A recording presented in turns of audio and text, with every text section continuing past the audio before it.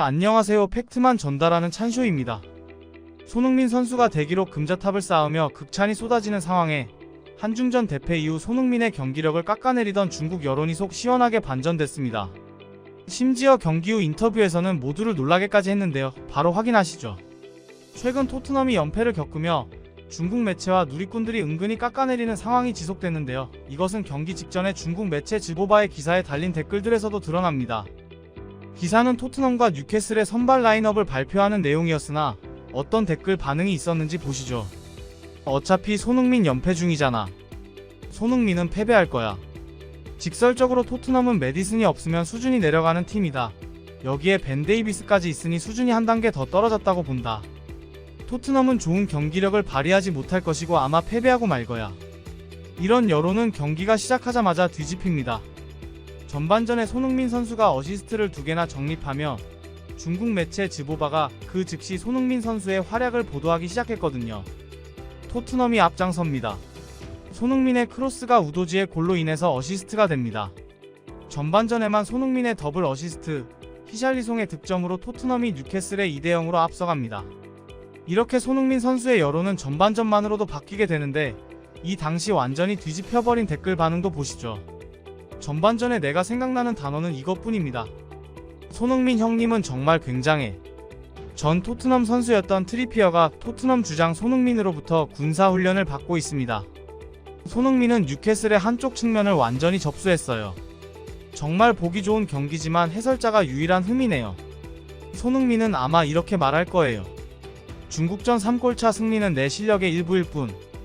이렇게 경기의 절반 만에 중국의 여론까지 시원하게 뒤집는데 성공한 손흥민 선수는 후반전에 직접 얻어낸 페널티킥까지 성공시키며 토트넘의 6경기 만에 얻는 승리의 주역이 되었습니다. 그리고 이 경기에서 만들어낸 공격 포인트로 인해 아시아 선수로서 역대급 기록들을 완성했는데요. 영국 현지의 스포츠 매체들의 최고 평점을 싹쓸이해버렸어요. 역시나 중국 매체들에서도 극찬이 쏟아졌는데요. 경기가 끝난 후 중국 매체들의 기사 확인해볼까요? 한 게임에 1개의 골과 2개의 어시스트. 손흥민은 PK까지 성공시켰습니다. 역대 공동 23위. 손흥민이 프리미어리그 113번째 골을 터뜨려 아스날 레전드 이안 라이트와 공동 23위를 기록했습니다. 손흥민은 홀란드와 살라에 이어 프리미어리그 득점 순위 3위에 랭크됐습니다. 손흥민은 토트넘에서 83개의 어시스트를 기록하며 에릭센을 제치고 토트넘 최다 어시스트를 기록했습니다. 손흥민은 2015년 프리미어리그에 입성한 이후 골과 어시스트를 동시에 기록하는 것을 25번 성공했습니다. 이것은 살라의 27번 기록에 이어 역대 2번째 기록입니다. 손흥민은 올 시즌 10호 골을 기록하며 8시즌 연속 프리미어리그 최소 2자릿수 이상의 골을 기록했습니다.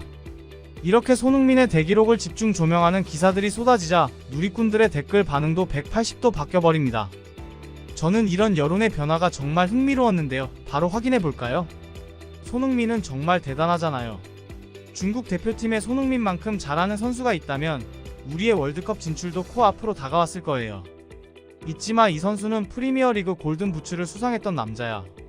왼쪽 손흥민, 중앙 황희찬, 오른쪽 이강인의 공격 조합은 세계 최고다. 전설. 손흥민은 이미 토트넘의 레전드다. 손흥민은 아시아 축구 역사상 최고의 선수, 이것을 반박할 수 있는 사람은 아무도 없다. 아시아에서 이런 존재감의 선수는 유일해요. 케인 없이도 토트넘의 공격이 돌아가는 건 손흥민 덕분입니다. 아시아 선수가 이 정도 수준에서 플레이하는 것은 사실 쉽지 않은 일입니다. 아시아가 아니라 세계 어느 나라의 선수도 이 정도 수준을 달성하는 것은 쉽지 않은 일이야. 손흥민 선수는 프리미어리그 역대 7번째로 8시즌 연속 2자리 득점을 성공했습니다. 이 기록을 갖고 있는 사람은 전세계 루니, 램파드, 아게로, 해리케인, 티에리 앙리, 사디오 마네, 손흥민 8명 뿐이에요.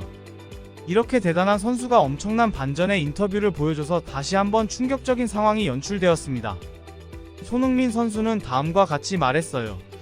히샬리송은 박스 안에서 저보다 더 좋은 움직임을 보여주는 것 같습니다.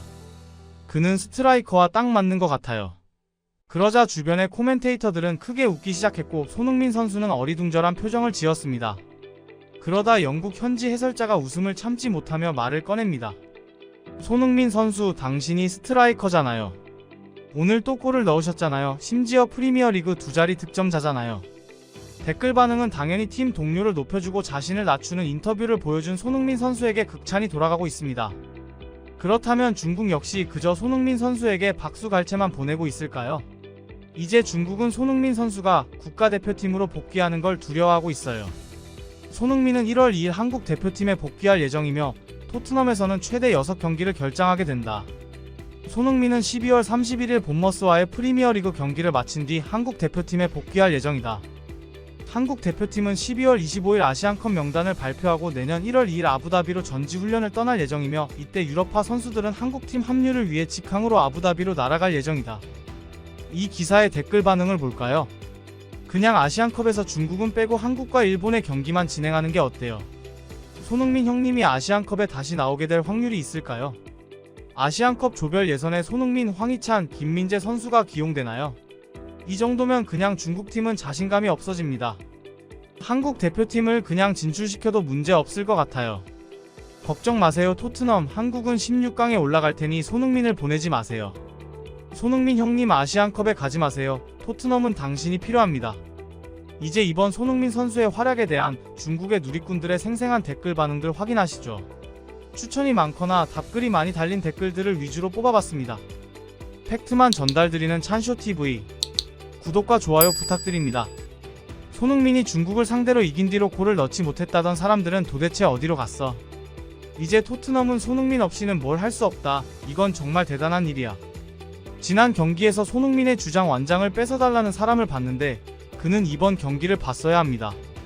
토트넘에 골을 넣은 두 선수는 골문 앞에서 손흥민이 떠먹여주는 어시스트를 받았으나 골을 넣고서 손흥민을 완전히 무시했어요. 이게 말이 되나요?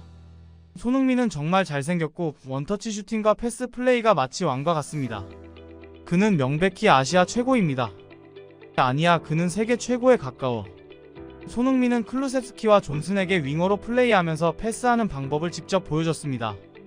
특히 클루셉스키의 경우 매 경기 무심코 안쪽으로 침투하고 속도를 늦추는 바람에 측면에서 많은 찬스를 날려먹곤 했잖아요. 손흥민의 경기 영향력은 정말 말로 표현할 수 없습니다. 그의 선택은 이타적이고 합리적입니다. 손흥민은 아마 37에서 38까지도 뛸 수 있을 거야. 손흥민은 아시아 최고의 선수 중 한 명으로서 자격이 있으며 윙에서 많은 돌파구와 크로스를 보여줍니다. 맨체스터 시티에는 이런 윙어가 필요해요. 케인이 없는 토트넘은 안타깝지만 아시아 최고의 선수가 토트넘에 없어서는 안 된다는 사실이 증명됐다. 그는 아시아 축구왕이다. 손흥민의 강점이 너무 많습니다. 왼발 오른발을 모두 잘 쓰는 데다가 위치 선정마저 좋아요. 우독이야, 득점한 뒤에 완벽한 어시스트를 해준 주장에게 감사 표현을 하지 않는 건 어떻게 받아들여야 하냐. 잘하는 걸 알면서도 나는 왜 이 사람에게 이렇게 혐오감을 느끼는 걸까? 손흥민은 그야말로 아시아 넘버원 축구 선수라는 타이틀을 달고 있다. 그는 이제 세계적인 선수라고 할 수 있다. 손흥민은 정말 최고 수준이에요. 손흥민은 윙어로서 가장 적합한 플레이를 보여줬어요. 국적을 불문하고 능력이 있는 선수라면 받아들이고 칭찬하겠습니다. 히샬리송과 우도기는 손흥민이 골을 입에 넣어줬음에도 불구하고 손흥민과 세레머니를 하러 가지 않았습니다. 토트넘의 팀원들은 손흥민이 떠먹여주는 어시스트를 했음에도 감사함을 크게 표하지 않습니다. 손흥민에게 감사할 줄 모르는 느낌입니다. 손흥민은 오른발과 왼발 모두 정말 강력하고 양발의 사용은 다음 플레이를 매우 빠르게 연결하게 만들어 항상 탈출할 수 있는 충분한 공간이 창출됩니다. 내가 손흥민에게 유일하게 걸리는 점은 팀 동료가 골을 넣었을 때 그 즉시 달려가서 셀레브레이션을 안 해준다는 것 뿐입니다. 토트넘의 공격 마무리는 정말 꽃이 피었습니다. 공격진에 누구나 위협을 만들 수 있습니다. 지난 시즌과 완전히 다른 걸 느끼고 있고 감독님이 정말 대단하다고 생각합니다. 이제 손흥민에게 나쁜 감정은 없습니다. 손흥민을 좋아할 수도 미워할 수도 있으나 우리가 그를 이길 수 없으니 이제 지켜보는 수밖에 없습니다.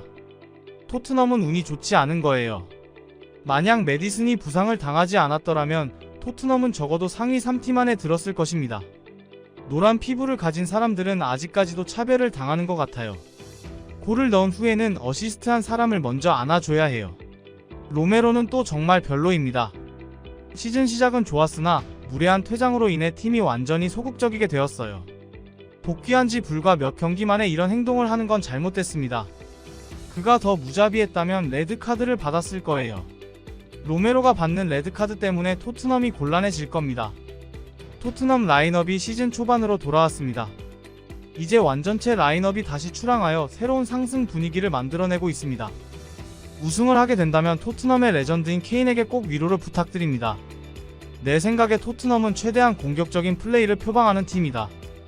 포르투갈 통역사 무리뉴가 부임한 뒤 몇 년간 짜증만을 냈고 드디어 이번 시즌에 토트넘이 복귀했다. 클루세부스키의 패스가 잘 안되는 게 전부면 그걸로는 괜찮아요. 패스의 무게감과 타이밍 자체가 좋지 않습니다. 클루세부스키는 공이 끊길 때까지 안으로 들어오기만 합니다. 페널티 지역에서 측면 공격 찬스 2개, 3개를 낭비합니다. 클루세부스키가 단순히 윙에서 패스하거나 페널티 지역으로 바로 패스하는 방식을 택한다면 토트넘이 몇 점 더 득점할 수 있을 것 같은 느낌이 듭니다. 최근 몇 년간 본 토트넘 경기 중 최고의 경기다. 공격과 수비가 매우 매끄럽다. 이전 경기에서는 승패를 떠나 변비 같은 플레이가 심했다.